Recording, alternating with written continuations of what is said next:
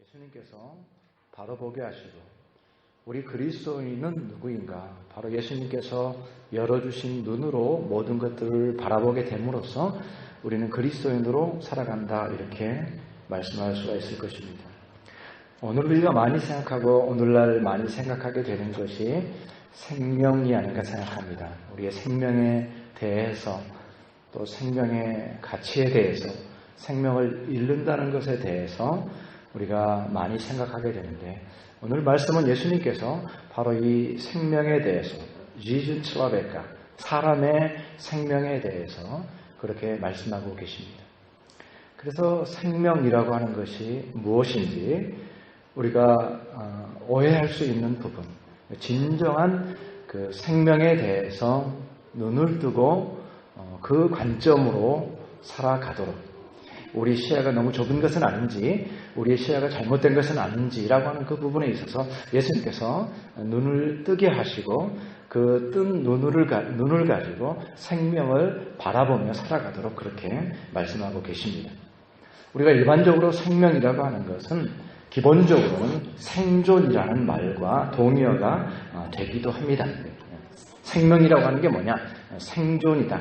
그리고 생존이라는 것은 참으로 중요하죠. 우리가 생명을 유지하는 거니까 그 생명을 유지하고 생명을 지킨다 또는 살아간다라고 하는 것은 사실 우리에게 제1의 문제가 됩니다.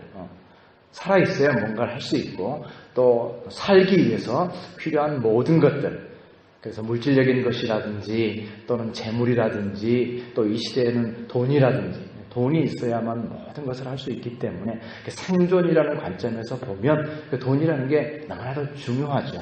우리 삶에서 가장 중요한 그런 가치를 가질 수가 있게 됩니다.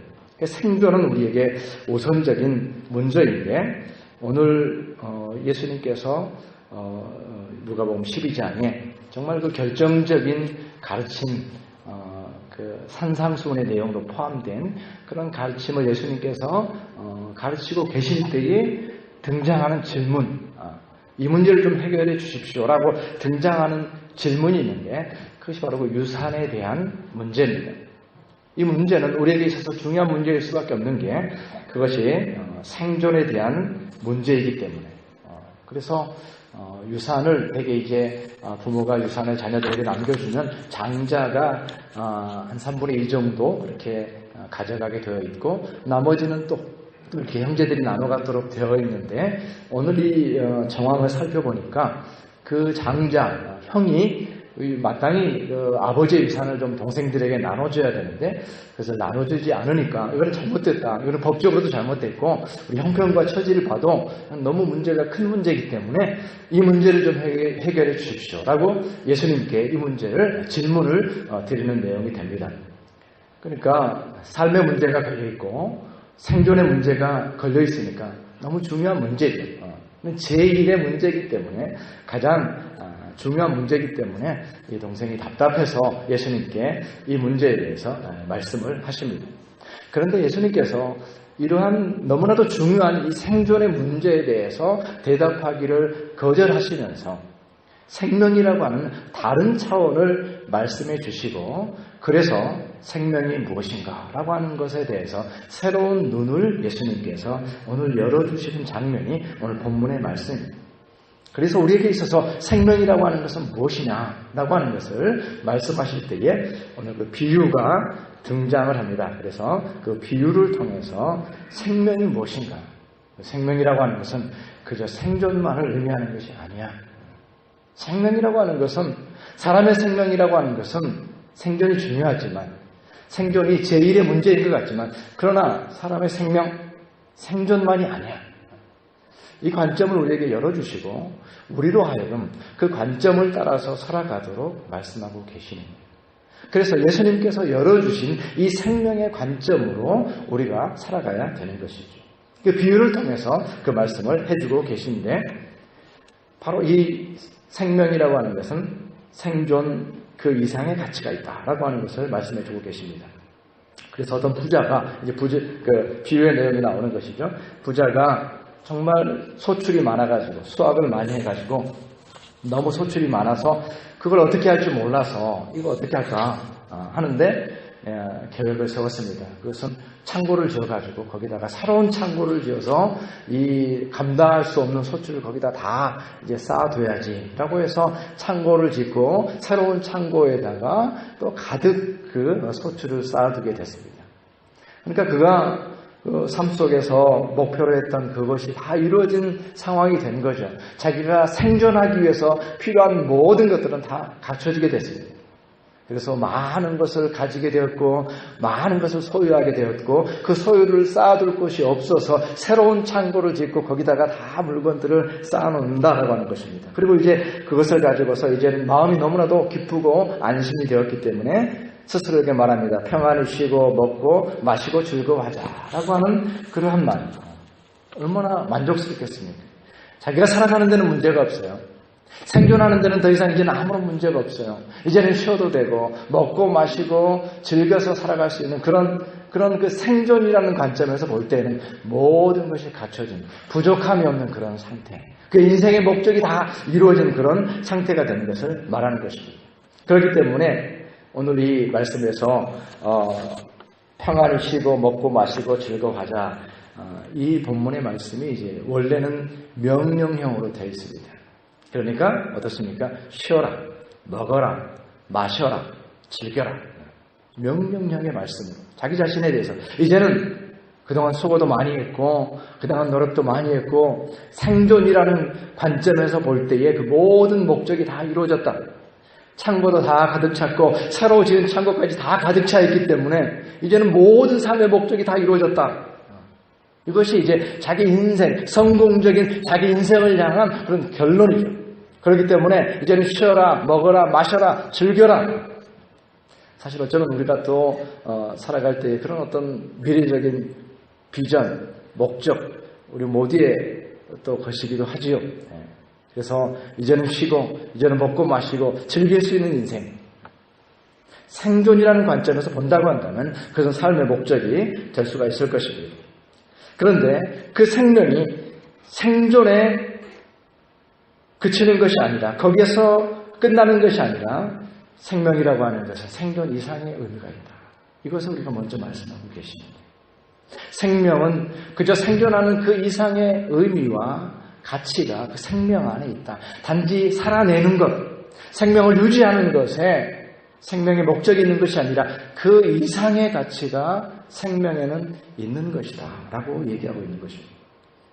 그래서 그저 생존만을 위해서 살아가는 삶이라고 하는 것은 결국은 어떻습니까? 그 생명이 끝나는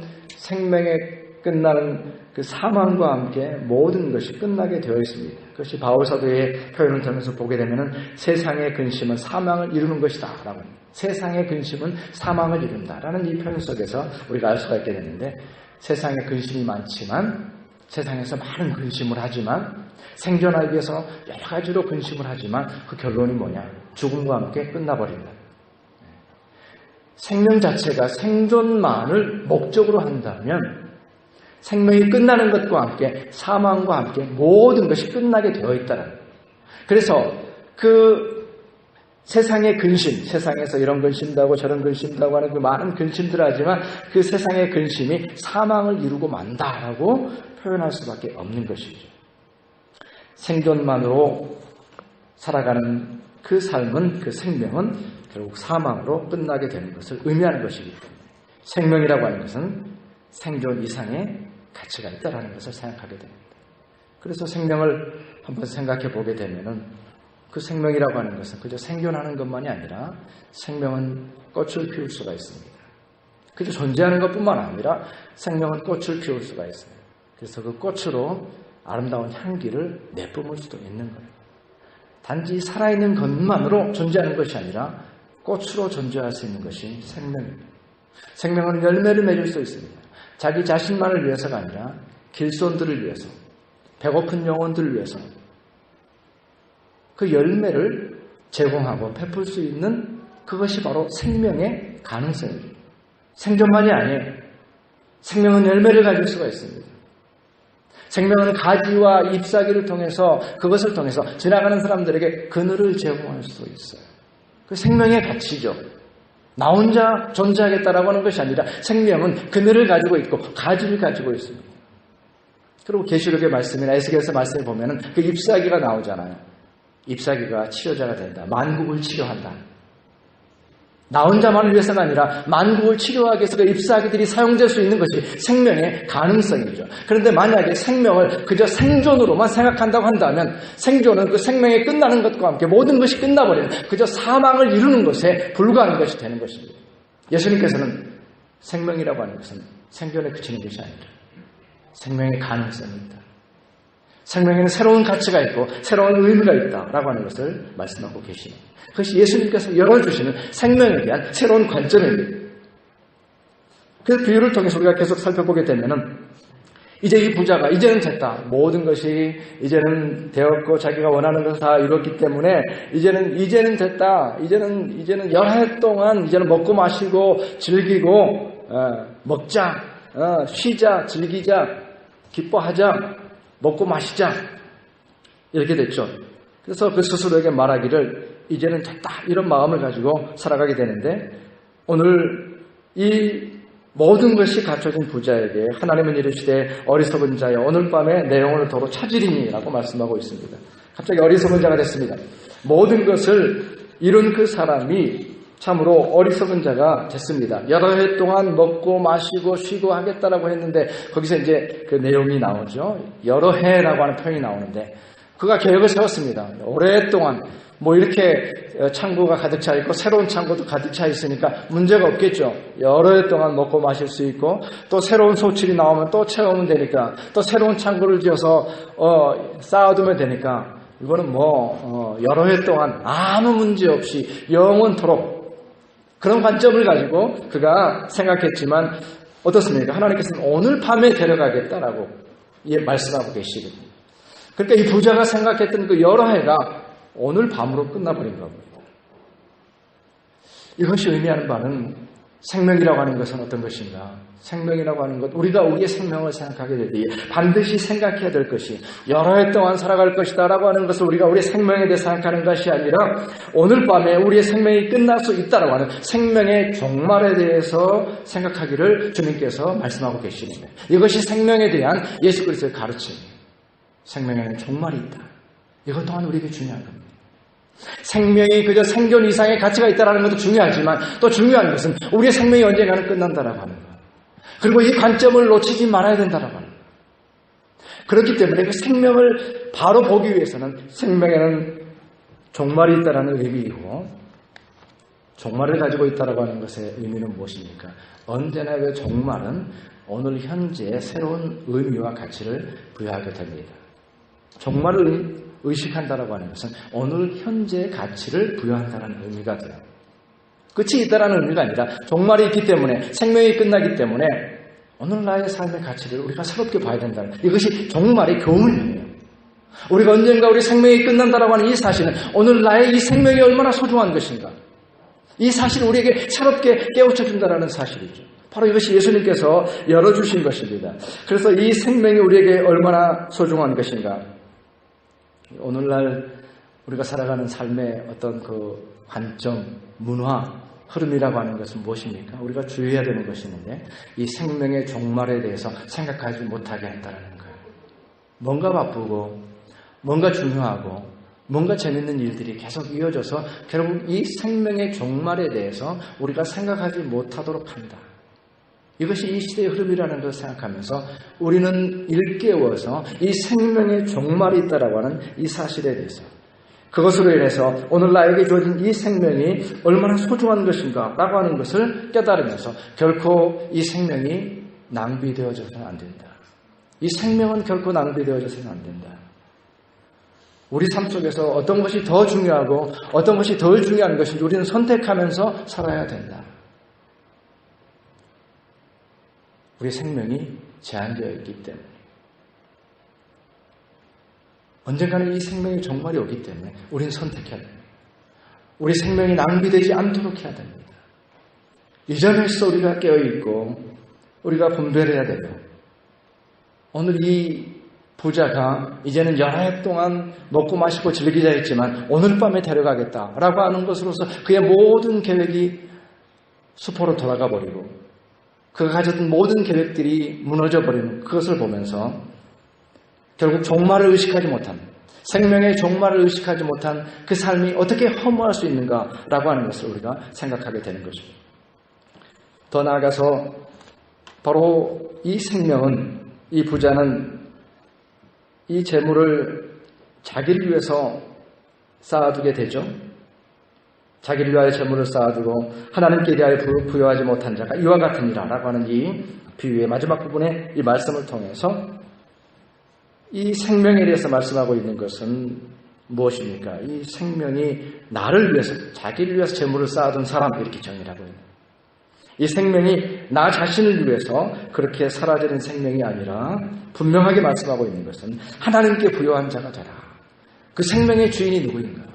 생명의 주인이 하나님입니다. 내 생명이지만 이 생명의 주인이 하나님이시다라고 하는 이러한 사실을 통해서 나의 이 생명의 목적이 바로 나 자신이 목적이 아니라 하나님이 세우신 그 목적을 위한 생명이 되어야 된다라고 하는 것을 말씀하고 계시는 것입니다. 이것이 예수님께서 생명을 통하여서 우리에게 열어주시는 것. 그래서 하나님께 대하여 부여하지 못한 자가 이와 같다라고 하는 것은 하나님께 대하여 부여하지 못하고 자기 자신에 대해서만 끊임없이 그 부여함을 추구하면서 살아가는 그 삶, 그 생명을 향하여 주신 하나님의 목적을 이루지 못하는 그 삶이라고 하는 것은 결국 어느 순간 허무에 빠지게 된다. 왜냐하면 생명의 목적 자체가 하나님을 위한 것인데, 생명의 주인이 하나님의 것인데, 그 목적을 이루지 못하게 되면 그 생명이라고 하는 것은 어느 순간에 허무에 빠지게 된다. 어느 순간에 헤어날 수 없는 허무에 빠지게 된다. 이 사실을 얘기하고 있습니다. 우리가 살아가지만 우리의 생명의 목적이 하나님께 있지 아니하면 우리가 아무리 열심히 살고 우리가 아무리 많은 것들을 성취한다고 하여도 어느 순간에 내가 그 허무감에서 벗어날 수 없다라고 하는 것을 얘기하는 것입니다. 문득 말할 수 없는 허무함 가운데로 빠지게 되는 것이죠. 정반대로 우리의 생명이 하나님에 속한 목적을 행하면서 살아가게 될 때에, 하나님의 목적을 이루는 생명이 될 때에 우리 가운데 있는 것은 무엇입니까? 세상이 어떠한다고 할지라도 우리에게는 허무가 아니라 정반대의 평안함이 우리를 채우게 되는 것이죠. 그것이 참으로 하나님이 주신 목적을 따라 살아가는 생명이 누리는 특권이 되는 겁니다. 이 세상에서 이제는 됐다, 이제는 즐기자, 먹고 마시자, 즐기자라고 하는 그 삶이 살아가다가 자기 자신의 진정한 목적을 발견하지 못해서 어느 순간 허무에 참으로 맞닥뜨려져서 그 허무에서 벗어날 수 없는 것과는 다르게 인생의 목적이 하나님께 있기 때문에 그 생명의 목적을 하나님께 둔 자는 그 상황이 어떠하다 할지라도 그 생명이 참으로 하나님의 목적에 부합하기 때문에 그 가운데에는 평안할 수 없는, 어느 누구도 빼앗을 수 없는 평화가 가득 차게 되는 것입니다. 그것이 하나님께 속한 생명을 가진 자의 특징이 되는 것이죠. 평화로운 것이죠. 평안한 것이죠. 우리 가운데 평안이 있습니까? 우리가 왜 평안을 잃어버렸습니까? 그렇다고 한다면 먼저 우리 삶의 목적이 어디에 있는가? 진정으로 무엇을 내 삶의 평안으로 삼겠는가? 무엇 때문에 안심할 수 있는가? 라고 하는 것을 돌아봐야 됩니다. 창고를 짓고 그 안에 가득가득 차 있으니까 평안하다라고 할 것입니까? 그리스도인의 삶은 그것이 아닙니다. 그리스도인의 평안은 우리의 생명이 하나님의 목적에 맞게 될 때 그때의 진정한 평안을 누리는 것이기 때문에 그 평안은 어떠한 상황 속에서 흔들리지 않는, 결코 흔들리지 않는 평화를 갖게 되는 것입니다. 그것이 그리스도인의 생명이 가진 그러한 평안인 것입니다. 정필도 목사님께서 기도에 관한 책을 쓰시면서 그 책의 한 챕터 중에 하나가 사람을 설득하려는 에너지를 하나님께 쏟아라, 이런 챕터가 있습니다. 그 챕터에서 얘기하는 바가 이것입니다. 만일 네가 사람을 설득하는데 성공하지 못하였더라도 하나님께서 응답해 주시면, 사람을 설득하는 데는 실패했더라도 하나님이 응답해 주시면 너는 그 길을 갈 수가 있다. 근데 반대로 사람을 설득하는 데는 성공했지만 하나님의 응답이 없다고 한다면 그 길이 너에게 무슨 의미가 있겠는가? 이런 내용이 나옵니다. 이것이 저는 큰 의미에서 그리스도인의 삶의 커다란 하나의 어떤 지표로, 교훈으로 우리 삶의 원리를 보여주고 있는 것이 아닌가. 사람을 설득하는데 성공했다 하지만 하나님의 응답이 없다고 한다면 그것이 무슨 의미가 있겠는가. 우리는 사람을 설득하는데 에너지를 쏟지 말고 하나님께 그 에너지를 쏟아라 라고 하는 이 신앙적 원리를 우리에게 말씀해 주고 있습니다. 그것이 바로 우리의 생명이 하나님 주신 목적을 따라서 살아가는 삶의 모습인 것입니다. 우리는 이러한 관점에서, 생명에 대해서 많이 생각하고 있는 이러한 관점에서 우리가 다시 한번 그 주님께서 열어주신 관점으로 나의 생명을 바라보게 해주십시오. 지금 생명에 대해서 우리가 많이 생각하게 되는데 과연 나는 이 생명을 어떻게 바라보고 있는가? 이 생명이 주님께서 열어주신 그 관점으로 우리의 삶을 살아갈 수 있도록, 그래서 그 관점을 가질 수 있도록, 주님께서 열어주신 그 눈을 가지고 살아갈 수 있도록, 그래서 우리의 기도는 하나님께서 포기하신 것을 보게 해주십시오. 이번 주에 우리 셀 모임에서 기도 제목을 저한테 보내주면서 그게 그렇게 써있더라고요. 하나님이 포기하신 것을 보게 하십시오. 우리 합당한 기도죠. 우리가 다 알 수 없는 이런 상황 속에서 우리의 생명을 생각하게 될 때에 하나님이 보게 하신 것을 보게 해주십시오. 하나님이 듣게 하신 것을 듣게 해주십시오. 하나님이 기도하게 하시는 것을 기도하게 해주십시오. 그것이 우리의 기도이고 우리의 삶의 자세가 되는 것입니다. 우리의 생명이 하나님의 목적에 합당한 것이 되어야 되겠다. 이제 참으로 우리 대한민국이 어려운 상황에 지금 빠졌고 생각할 수 없는 그런, 생각지 못했던 그런 상황 속으로 지금 들어가고 있는 것을 보게 됩니다. 이스라엘 성지순례를 갔던 사람들이 이제는 14일 동안 격리를 당하게 됩니다. 나가지도 못한 그런 조치가 취해져서 이제는 대한민국을 바라보는 눈이 어떻게 될지 위기 가운데 우리가 있는 것을 보게 됩니다. 이런 마음 가운데 우리 가운데 생각을 하게 됩니다. 이런 일들이 누구에게 있다라고 하는 것을 탓하면서 우리 마음속에 어떤 분노와 증오가 우리 가운데 생겨나는 그런 마음을 갖게 됩니다. 이것은 누구 때문이다라고 원망하려는 마음이 우리 가운데 일어나게 됩니다. 누군가를, 우리가 그렇잖아요. 어려움이 있으면 누군가를 타겟으로 삼아서 공격하고 싶은 마음이 우리 가운데, 그를 원망하고 싶은 마음이 우리 가운데 있거든요. 어쩌면 그런 마음들은 우리 가운데 자연스러운 그런 마음이 우리 가운데 일어날지 모르겠지만, 그러나 저는 우리의 생명이 하나님의 것이다라는 관점에서 보게 될 때에 우리가 어떻게 해야 될 것인가? 다름이 아니라 우리는 하나님이 원하시는 기도를 드려야 됩니다. 우리 마음속에서 이러한 생각들이 있고 이러한 분노가 있고 이러한 정죄가 있지만 과연 이 시대 가운데 이 시점에서 우리가 드려야 될 기도는 무엇인가? 하나님이 원하시는 기도를 우리에게 주십시오라고 우리가 그렇게 기도해야 된다는 생각을 하게 됩니다. 마치 아브라함이 소돔과 고모라를 위해서 기도했던 것처럼 마땅히 멸망받아야 될 그 성읍을 위해서, 누가 보더라도 멸망받아야 될 그 성읍을 위해서 아브라함이 연이어서 기도했던 것처럼 우리가 이 시대를 바라보면서 참으로 하나님의 뜻이 무엇입니까? 하나님이 기뻐하시는 기도가 무엇인가?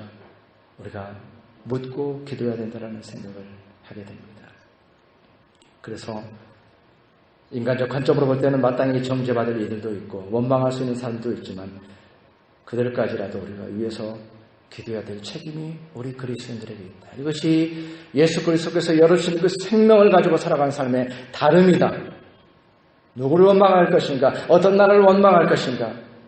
그것보다도 우리의 에너지를 하나님께 기도하는 것에 쏟아서 그들을 위해서 중보하고 그들을 위해서 기도할 수 있는 마음을 주시도록, 그 연약한 영혼들을 불쌍히 여기는 마음을 주시도록, 정죄하기 전에 사랑의 마음을 주시도록 우리가 기도하는 것이 새로운 생명을 가지고 살아가는 우리의 자세가 아닌가 생각해 봅니다. 경건주의의 참으로 가장 중요한 책이라고 한다면 경건의 소원이라는 책이 있는데, 지난번에 우리가 이 책을 그 셀 모임 때 통독한 그런 적이 있습니다. 그때 이웃사랑에 대해서 얘기하면서 스페인어가 이런 내용을 책에 기록했습니다. 만일 어떤 사람들이 우리를 분노하게 하였다면 우리는 우리의 심령이 자신을 잃어버리고 적대감에 사로잡히지 않도록 복수심을 내려놓고 자신의 권리까지도 포기해야 합니다. 동시에 자신의 심령에 사랑이 깊이 뿌리박히도록 하기 위해 원수와 같은 이들에게도 어떻게 하면 선을 행할 수 있는지 사랑을 베풀 기회를 부지런히 찾아야 합니다. 이렇게 표현했습니다. 이것이 하나님의 뜻에 합당한 생명을 가지고 살아가는 생명이고 하나님께 위하여 부유한 생명으로 살아가는 삶이라고 생각합니다. 우리 자신이 생존으로만 살지 않고 또한 더 나아가서 낭비되는 삶을 살지 않고 하나님의 목적을 이루는 생명으로 살아갈 수 있는 이 위기 시대에 그러한 생명으로 살아갈 수 있는 저와 여러분의 삶이 되시기를 주님의 이름으로 축원합니다.